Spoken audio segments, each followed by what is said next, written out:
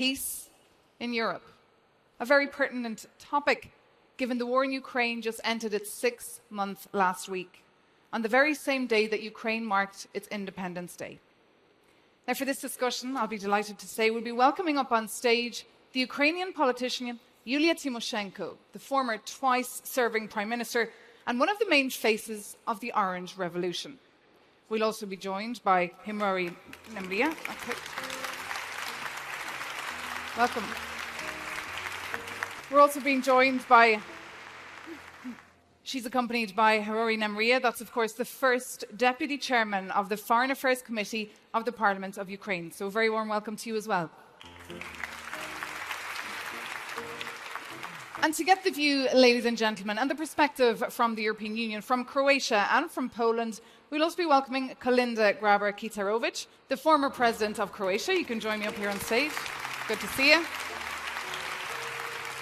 And Aleksander Koniecki, the former President of Poland. Give him a round of applause. Welcome to the floor.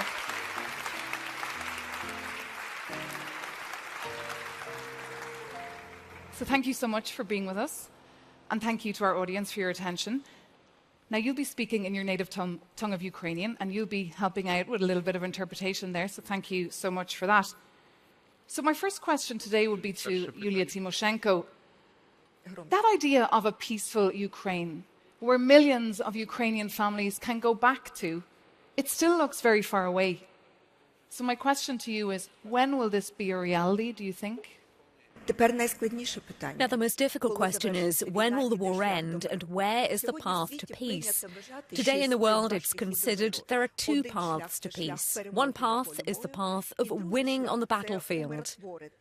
The second path is to appease the Kremlin and Putin and agree on some deal. In many European countries, they begin to make little hints that because of the war, they have high inflation, social, economic and political difficulties. So let's finish this war with a peace treaty. But now I want to be very clear. Unfortunately, there are not two paths. Only one exists, and it's victory on the battlefield. And I'll explain why. Because the peace deal offered by the aggressor against Ukraine consists of 4 main points.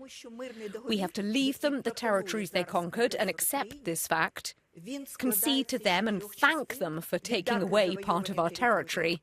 But bear in mind that what is temporarily occupied in Ukraine today is essentially an area the size of Portugal. So it's unacceptable for Ukraine and for the whole free world to be deprived of territories by means of war. Their second requirement is that Ukraine should never become a member of NATO and remain defenseless forever. The third requirement is to reduce the Ukrainian army to such numbers it would be unable to defend Ukraine. This is essentially unilateral disarmament. This would mean a surrender by Ukraine in the future, and this is what the Kremlin insists on. And the fourth requirement is humanitarian. We must give up our language in favour of Russian. We must give up our history and culture and go the Russification way. The Kremlin is not going to give up these conditions, and therefore this is not a peace deal. This is, in fact, a capitulation, which they want to fix with Ukrainian participation. No one in Ukraine, from the president to an ordinary child, would ever agree to these conditions. It's impossible. And I want to tell you, this is not a path to peace, it's a path to continuing the war. And therefore, together with 50 countries united in the Ramstein coalition to help Ukraine, we'll definitely secure victory. And right now, at this moment, the Ukrainian army is conducting a counter-offensive. Mr. Nemrini, you're not just an interpreter here, you're also here because we want to hear from you as well. So, same question to you regarding the fact that are we now, do you think, in long war mode? Many people thought in the similar way in 2008 when Russian Federation attacked Georgia and still occupying 25% of the Georgian territory.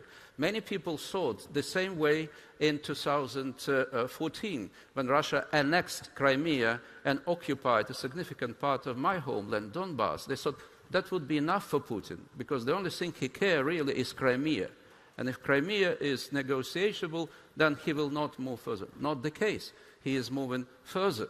So therefore, answering your question, it's not about distance, not about time. It's about right conclusions and the right lessons to be learned. And there are two lessons, I believe, that are very viable. The first conclusion, the first lesson, the 24th of February brought a phenomena when the gray zone gone. There is no more gray zones in Europe. What is gray zones? Those countries in between. The diplomats at the time of the Cold War were playing which role is better for these countries in between. Bridges, buffer zones, or something else.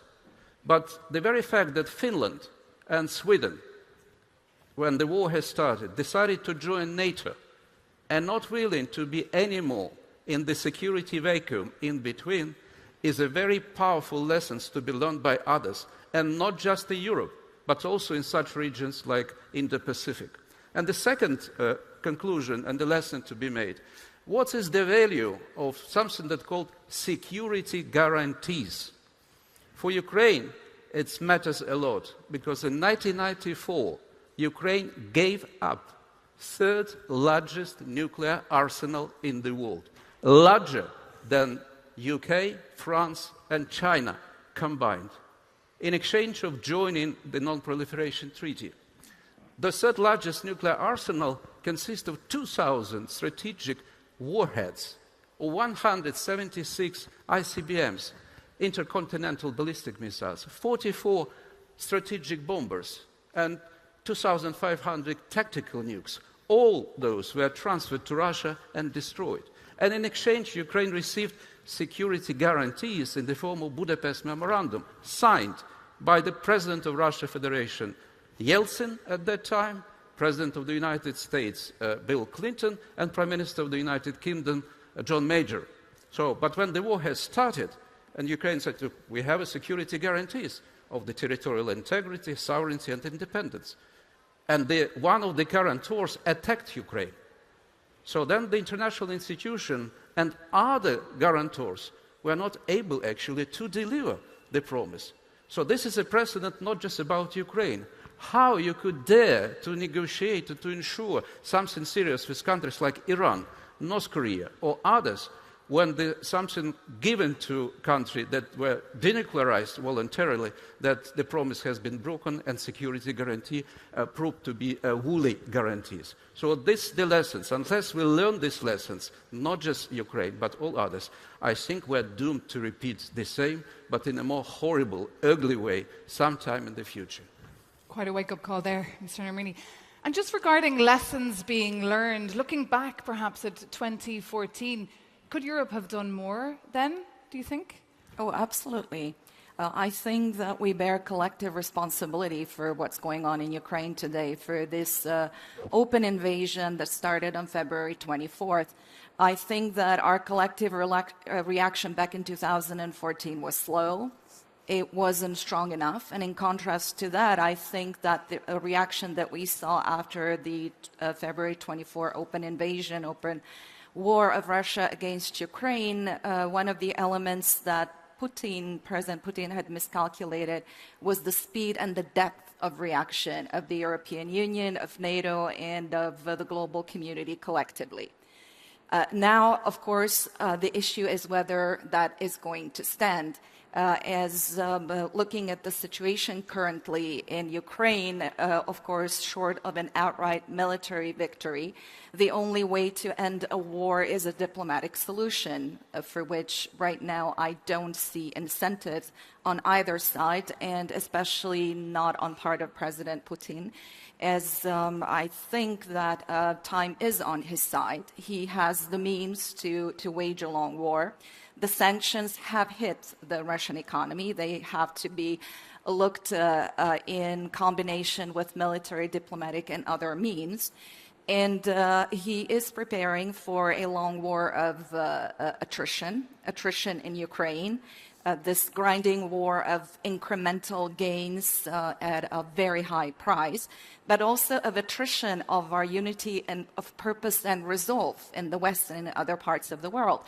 Because with the soaring energy prices, with inflation, with the weaponization on food and energy, without any doubt, there will be dissatisfaction in our own societies with what we're going to be facing this winter. So I think it's of utmost importance for governments to assuage the effects of the crisis in our respective societies, especially for the most vulnerable people in the population. But when I think back of my own experience, I was 23 years when the war broke out. And at the time when I would go to bed at night, and I would listen to detonations about 20 kilometers away from Zagreb, I was grateful for the warm bed that I could sleep in that night. However, we soon forget that experience. And for way too long in Europe, we have been lulled into this feeling that the peace will be there, that the security will be there. We have taken the peace for granted, especially the young generations who have not seen war and destruction. So I think that the main message that we should be sending today is for everyone to think of the situation that Ukrainians are actually losing lives and losing blood. And we should be able to lose some of the comfort that we have in our own lives, to appreciate and to protect the values. Even if you don't believe in liberal democracy, nevertheless, we do have to protect international law, state sovereignty, territorial integrity, and the right of every nation and individual to choose their own future. And my message to the young generation and to the purpose generation is we must not let bullies run the world.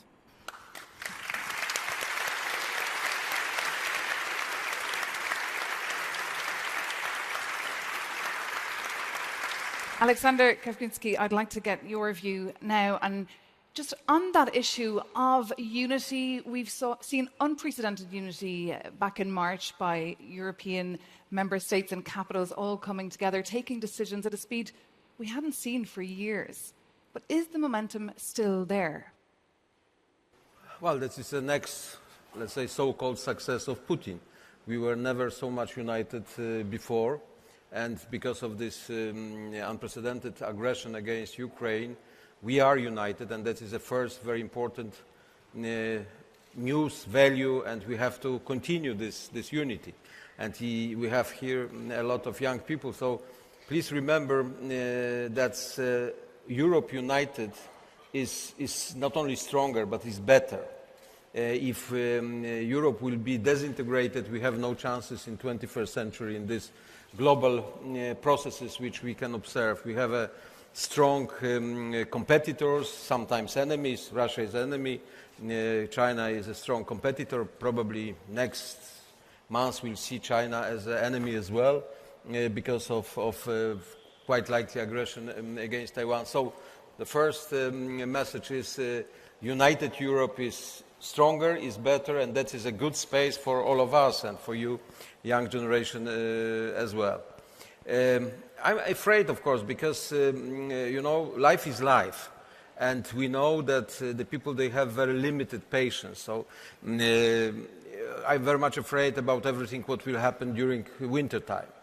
Because energetic crisis is coming. We have no chances to avoid it. We'll have probably some blackouts of energy in some places. We will have inflation, high prices, etc., etc. And it's very important to understand in this difficult period that we are fighting together with Ukraine for the most important values like democracy, sovereignty, respect, human rights, dignity, etc. So, of course, Western Europe, but also Poland, my country, after 30 years of very positive, successful transformation, is more and more pro-consumption-oriented society.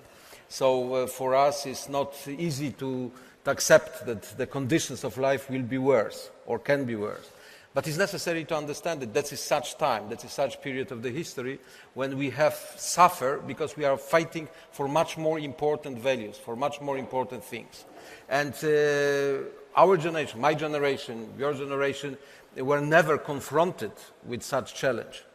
A generation of my parents, of my grandparents, they were confronted each 10, 20 years with wars, with conflicts, with poverty, famine, etc., etc.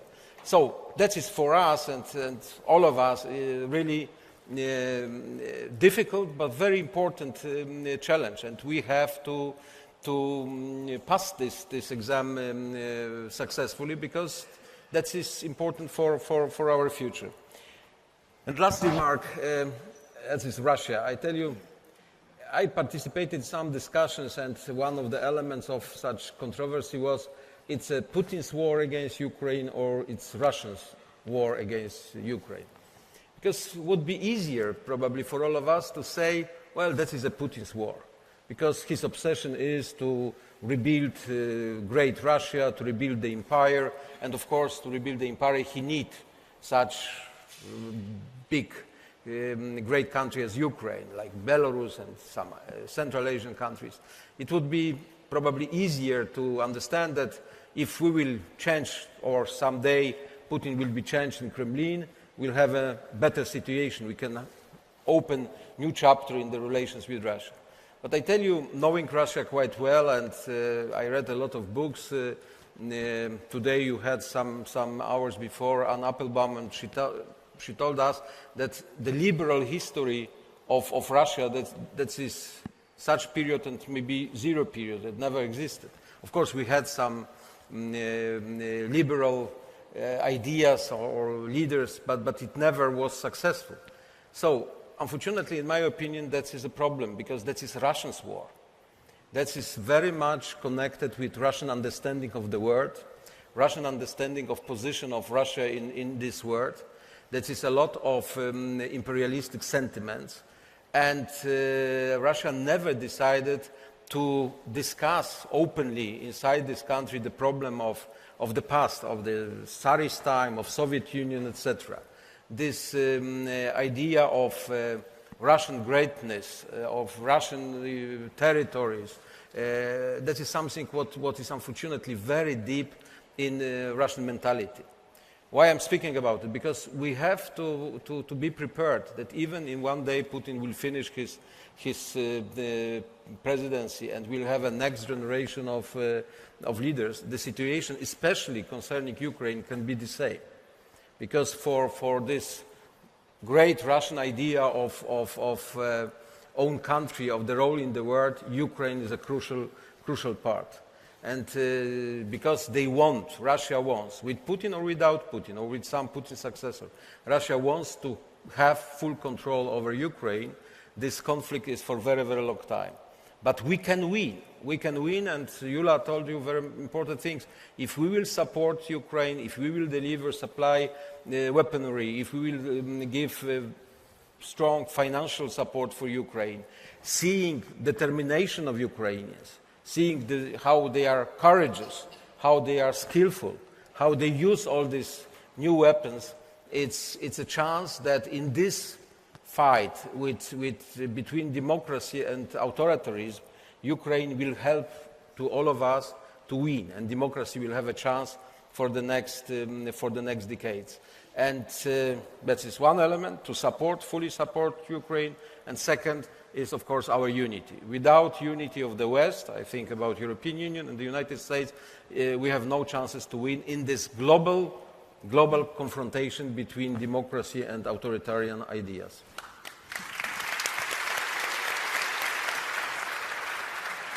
Yulia Tymoshenko, thank you so much for being with us here.